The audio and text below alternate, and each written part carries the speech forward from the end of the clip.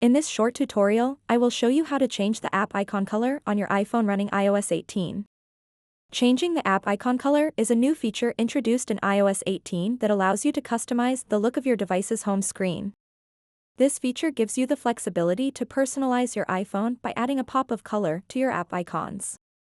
To get started, tap and hold an empty space on your home screen until the app icons start to jiggle. Then tap Edit at the top left corner of the screen. And then select Customize. Then tap Tinted. Now you have the ability to customize the app icon colors. So go ahead and move the slider and choose a color you like. You can also tap on the color picker, move it just like this, and choose a color from your wallpaper.